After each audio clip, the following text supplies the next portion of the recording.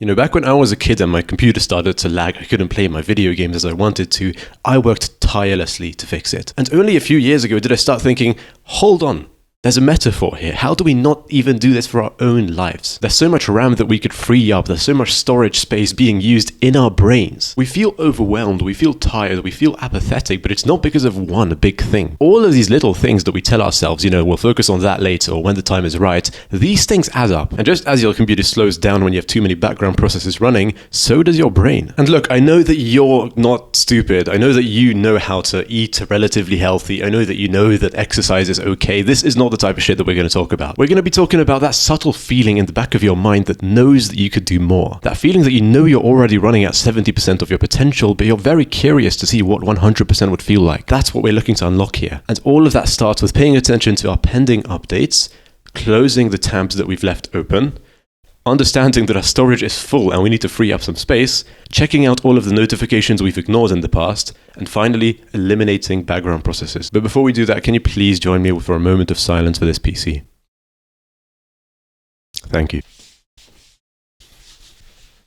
So let's start with pending updates. The way we want to conceptualize of this is anything that really keeps coming back that you should do. You should update your identity, you should update something you do around you, but you keep stalling it for some reason. This could be telling yourself that I should start journaling. If you think of journaling, and it isn't really something that you'll do right now, you'd have to buy a journal, you tell yourself this at least, and you'd have to do this, you'd have to do that. The time is not right now, but it will be sometime. I will start journaling. This is what you tell yourself. Or something like, I should buy Christmas gifts next weekend. And you tell yourself this every single weekend until it's too late, until it's the last weekend. When are there the most shoppers in the mall, in the supermarket? It's always the few days before Christmas because everyone procrastinates. But the thing is, if you asked everyone who's in this mindset, when would you like to go gift shopping? They would all say that yes, when the mall isn't crowded, that would be probably easier for me. It wouldn't be that fucking anxiety inducing. When the pressure isn't on me to get the best gift in one day's time because Christmas is tomorrow. Yes, I'd like to shop then. Yet, everyone leaves these stuff at the last moment. Or in your business, you could be telling yourself that yes, I'll run another split test on the landing page, and you keep telling yourself that, and you've been running the same shitty landing page for the last 6 months. You're yet to run one split test even though your conversion rate is below industry average. A lot of these things come down to the beta region paradox. This is going to be a recurring motive. It pretty much will appear in every single part of the video that we are going to elaborate on. But this basically means if there's a situation from 1 to 10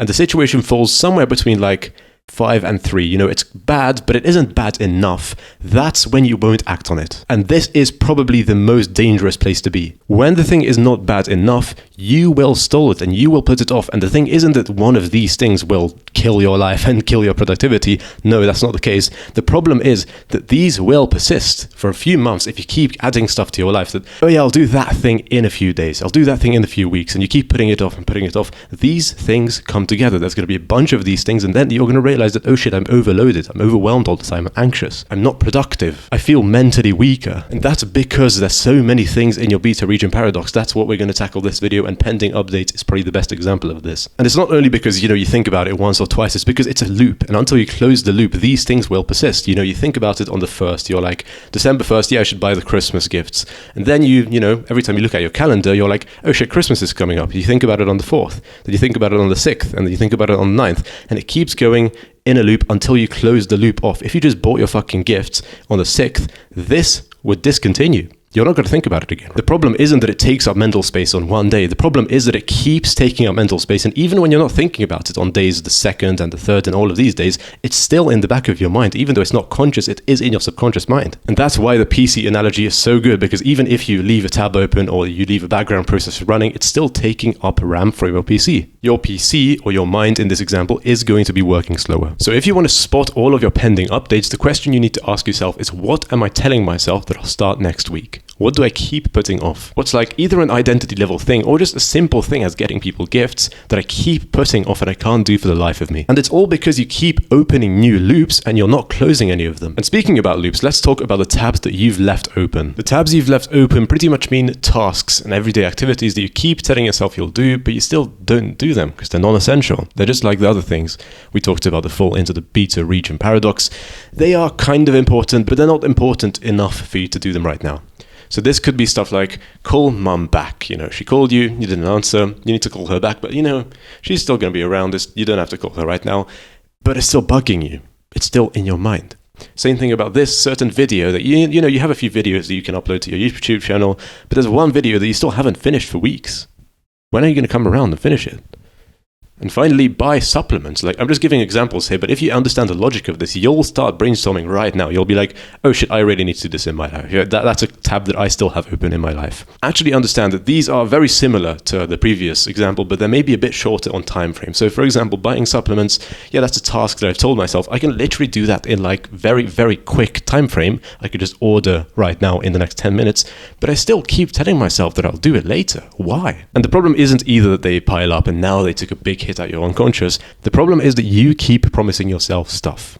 The problem is that you're stuck in this loop where you tell yourself one day you'll do it, a few days later you're reminded, you tell yourself again, and every single time you make a promise, you say I'll do it, that you don't fulfill and you don't end up doing it, you lose self-trust. This is how you end up second-guessing yourself. This is how you end up not trusting yourself. You've had the intention to do the work. You've had the intention to do this task. You told yourself you'd do it and you believed yourself. Or did you? Did you tell yourself that you'd do it and your mind instantly was like, yeah, you won't do it anyway. Yeah, no, we won't do it anyway. You've always had the intention. Have you ever wondered why is it that you still don't do it? Why is it that you still never get around to these things? It's because you're not in alignment with yourself. Stop fucking lying to yourself. The biggest problem isn't even necessarily the tasks themselves. It's a conversation you have with yourself surrounding the tasks. So from now on, you have 3 options. Option number 1 is do it right now. These things are not big. You can order your supplements right now. You can call your mom right now. These things are not supposed to be big tasks. If they are big tasks or you're just short on time, you can schedule them. Or your third option, after you've either done it or you've scheduled it or you've considered both of these and you still haven't got yourself to do either of them, you can literally just not do it. You can drop it. You might come to the conclusion that I've been stuck in this loop of telling myself, yeah, I'll do it, yeah, I'll do it, yeah, I'll do it. And I keep promising myself this. And I've been talking about this stupid task for days and days and days, or even months at this point. And I've simply come to the conclusion after looking at it rationally that this isn't even worth my time. That's the reason that I keep delaying it. So either do it right now. If it's really simple, just literally pause the video and do the fucking thing. It's really not that difficult. If it is a bigger thing, you can schedule it, put it into your calendar, and make sure you don't negotiate with yourself from that point on. Schedule it for a time when you know that you'll have time. One thing when it comes to actually scheduling the task, if you chose option number 2, is that please wait until the end of this video because we're going to be talking about how to have like a RAM season when you like conjure up all of these tasks that you've been putting off and you make sure that you do all of them at once. You fit them into like this 1 or 2 week period and your sole focus is going to be doing these things, but we're going to talk about that at the end of the video. The question that will get you to realize the tabs that you've kept open for the longest time is, what is something that keeps sitting on my to-do list? What's something that's been there so long it looks like furniture? And can you do, schedule, or drop this thing? But it's not all about the tabs. It might just be about the stuff that you've left on your hard drive. Your storage is full, and this section is probably going to be the most unique in this video because having just mental cues around you is probably the most detrimental part to your growth right now. People underestimate this so much. They look at people like Alex Hormozy or these millionaire, billionaire people who have workspaces which look almost dystopian with working in a cupboard and having nothing around them, but it makes perfect sense if you think about it. Every single thought you have, every single mental distraction, think about something else, whether it's induced by a physical or mental or whatever activity, comes from something.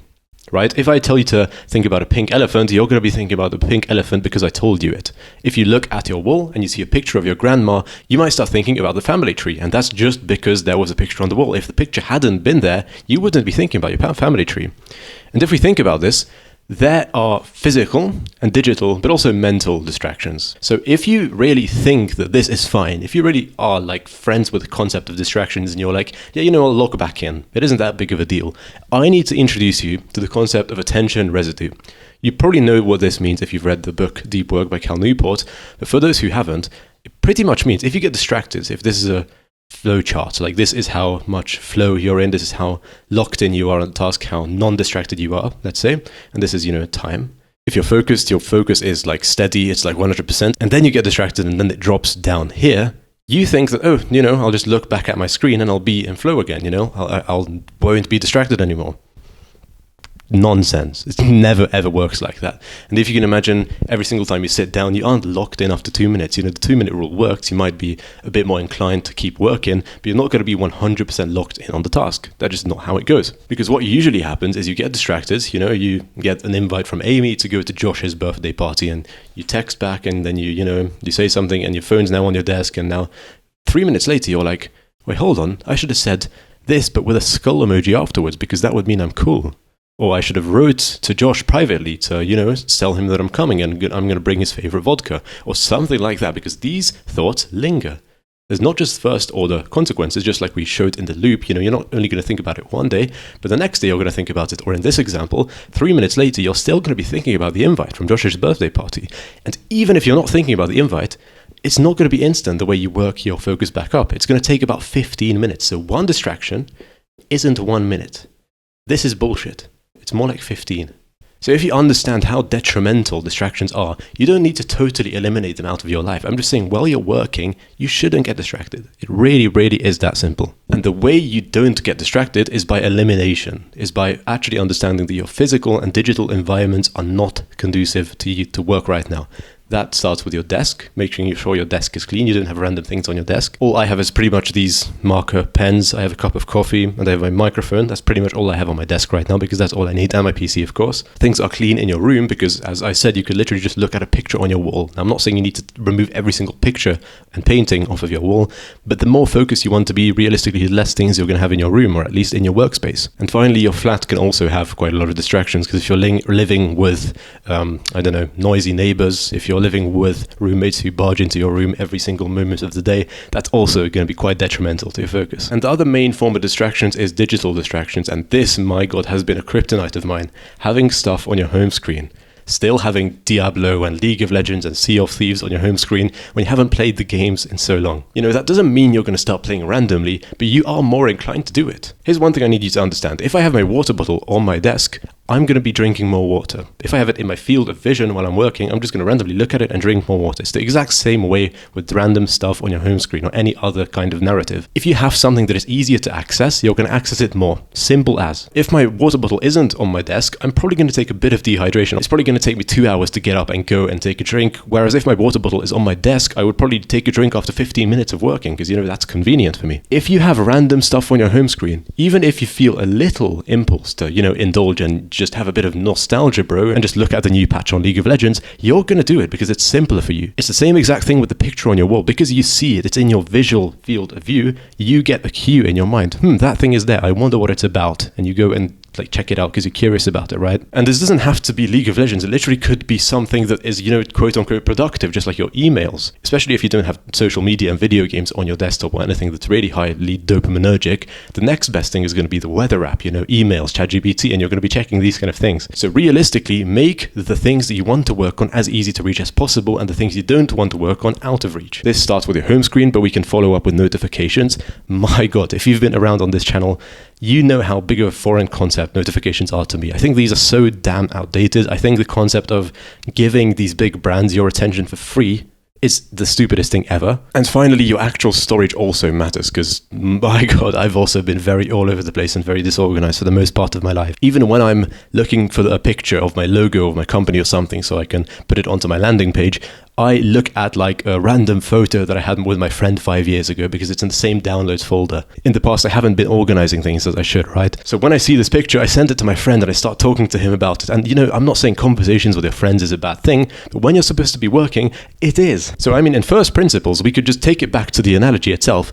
Delete stuff that's in your storage and is slowing your PC down. That straight up is a good thing, but also things that might distract you. The picture wasn't taking up much space on my PC, yet it served as a visual cue for me to latch onto. That is a bad thing. So the question you want to be asking yourself for this category is, what's one thing that I could throw out, archive, or delete right now that would make my mind much clearer? This shouldn't be too hard to do because you could see all of these things, but there are some things that you can't see, and these are the notifications that you ignore. Ignored notifications are extremely subtle, and oftentimes you won't really think of them because these are usually larger things that we don't really think about all that much, but they are very, very important. Thus, I wrote subtle and 80/20 onto here. These are things like renewing your driver's license. This is something that people almost forget because it's such a long-term kind of thing, yet it's incredibly important for you. One thing that I wrote from my personal experience is getting my Irish passport, right? I'm quarter Irish, and I keep telling myself that I'll do it, but it's kind of a big procedure, or at least it's not that strenuous, but I need to kind of figure it out, and it's right in the beta region paradox, because I'm like, yeah, it would be nice to get another passport, and, you know, because I've had it for, like, when I was a teenager, but it's expired a few years ago, and I need to renew it. And I'm just like, yeah, I'll do it, but I don't want to go to the embassy. I don't want to check this out. I don't want to do that. And it's like right there where I know I'm going to do it eventually, and I still haven't done it. So I put my hand up. I'm at fault here. Some other things that we could also talk about, and I've personally fallen for in the past, is forgetting to cancel free trials, applying for internships, stuff like this that are quite important because they're going to lose us opportunities, lose us money, and they're not that hard to do. They wouldn't actually take that much time. To find out what the notifications you've ignored are, just ask yourself, what's one tiny task that I've been putting off that would take under 15 minutes to complete? So the way to tackle these is, first of all, to set reminders. My God, is there a lot of jargon out there, a lot of useless fucking apps that brand on AI, productivity and stuff like this to make you feel like you're being productive, but they're useless. But the one thing that really changed my life when I started using it was Google Calendar, just any kind of calendar, right? I've had way too many instances where I'm asleep and it's like 10 a.m. already, and I get a call from someone like, bro, where are you? We agreed this, or I had agreed that I was going to give a bunch of my old stuff to a charity, and they had this program where they came out to the house and they called me, and I was in my fucking bed and I woke up to the call, and it was so embarrassing. And a bunch of times stuff like this has happened because I've agreed to something in the future that I haven't really set a reminder for myself for. I forget about these kind of things. And that's because I'm super unorganized. And if you're like me and you're like a high performer, yet you're still super unorganized, I know this is quite hard, because for me it was also, because I'm just naturally like this, or at least that's what I tell myself. But you can learn. You can actually start being organized. You can, okay, there's an event that's going to happen to me. Okay, there's something that I need to cancel, that I need to update, and I know when it's going to happen, but I can't do it right now.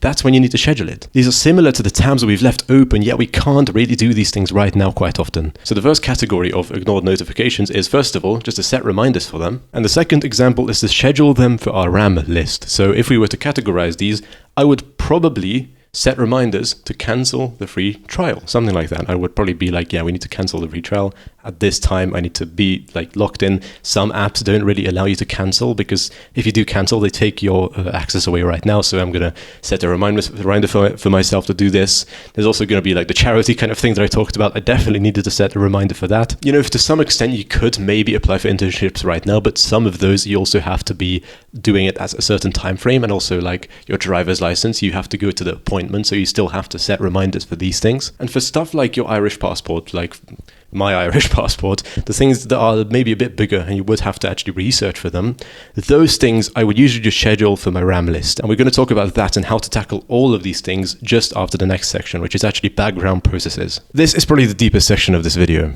I'm going to try to not go too deep in this, pause on that though.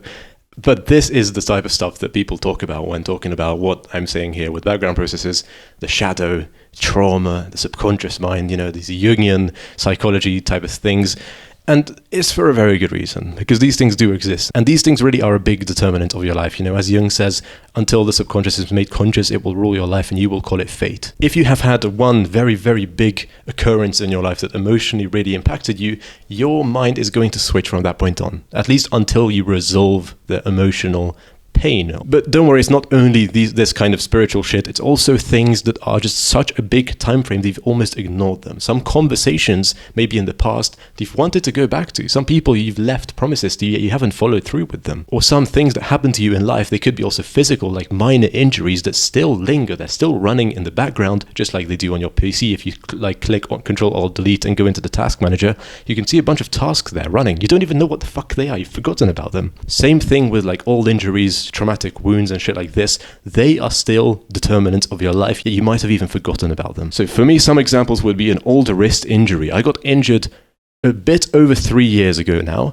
and I still feel it to some extent. When I'm doing my yoga exercises, I still feel that my left wrist is a bit malfunctioning. Now I can bench properly, I can lift weights to about the same extent as I can with my right wrist with it, but I still feel that there is some discomfort there. So for my next RAM list, I've written down, get like a CT, an X-ray and all of this shit onto my left wrist, because I really want to get to the bottom of it. Why is it still causing me minor discomfort? Old conversations that you've avoided. Maybe you've avoided them, or maybe you've just evaded them. Maybe you just haven't really been paying attention to them. One person that you've maybe really caught a vibe with, yet you still haven't contacted them. You hit a workout together, you had a very good chat, and you still haven't really got back to them. Why? Drop the ego here. Be the first one to message them. Or maybe a girl that you had feelings for, yet you never expressed them because you were too much of a pussy. I almost let this one happen to me, even though I kind of rationally knew that I didn't have too much of a chance with her. I still told her how I felt, and I got rejected for the record, but it really felt good to actually get this emotional wound or emotional baggage off of my heart and actually be a bit freer.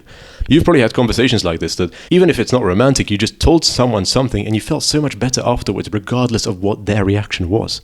Because you needed to lift this weight off of your chest. And just some general feelings that are ignored can also have a huge weight onto your psyche. A few years ago, I got this advice from a mentor of mine that whenever he felt something, he told me that he just told himself it isn't true. It isn't that isn't the case. And he just made up arguments in himself to disregard the information that he's been presented. You know, that maybe someone told him that he wasn't enough, that he didn't do a good job, and he'd just be like, no, fuck you. Yeah, I'm good enough.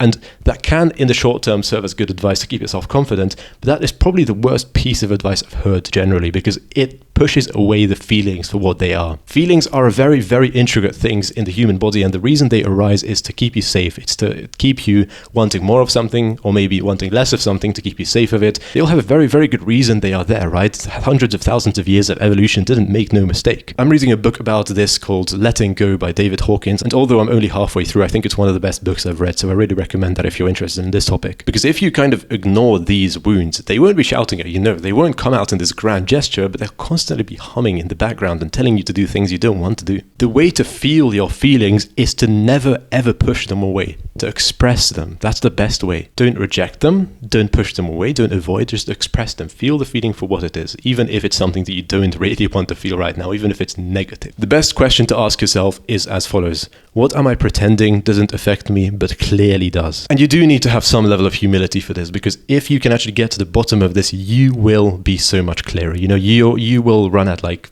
80%, 90% if you've done all of the rest of the steps, but the rest 15% that you need to do will come from emotional healing. It's not easy. I'm not going to tell you that it is, but if you actually want to become a superior human who is running at 100% and actually achieves their potential, you must do this. Okay, so you've written down some things that might have been the reason for you to feel kind of apathetic, you know, lethargic, not full energy, and wanting to do more with your life. You've realized what these RAM tasks are. What now? What's the step that you're going to do following all of this? If you haven't written them out yet, please do so. Please just quickly recap what we've talked about and write down a few things. Okay, maybe one of my tabs left unopened is this task that I've been putting off, you know, buying furniture. Maybe I need to have a conversation with this person. Maybe I need to feel this feeling that I disregarded 10 years ago when it happened to me. Maybe I need to close this bank account. These kind of things. Just write down a bunch of things, and when the list gets a bit too long, you know, that might be like 15, 20 things for you. It might be just 10.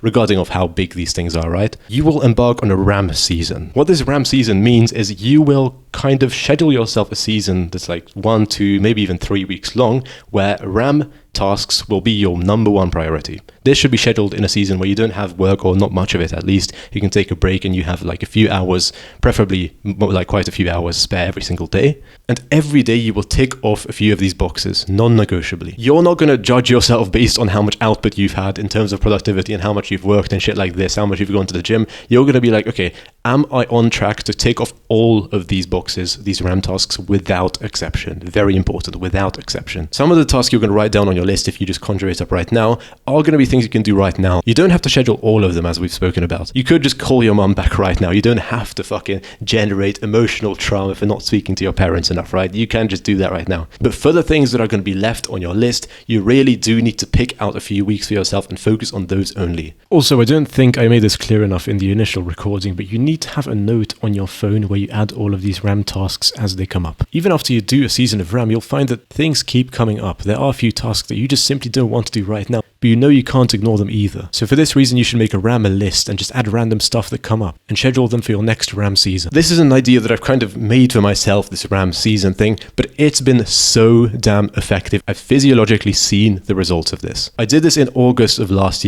time, and I'm probably going to do it at a similar time in August this year. And the things that I've done for myself since, oh my God, I've realized that my mental clarity and my energy levels have gone up significantly, maybe from like 60-70% to like 90-100. And not only that, but my resting heart rate significantly went down, and I have proof of this. So understand that you're not lazy, you're not broken, there is nothing wrong with you. All you need to do is make space, reclaim your energy, and reclaim your emotional bandwidth. And once you've done that, maybe it's time to reclaim your trust in yourself as well. And if you resonated with these kind of points, especially the points in first and second chapter of constantly promising stuff to yourself and not keeping those promises, maybe you should watch this video next on how to stop lying to yourself.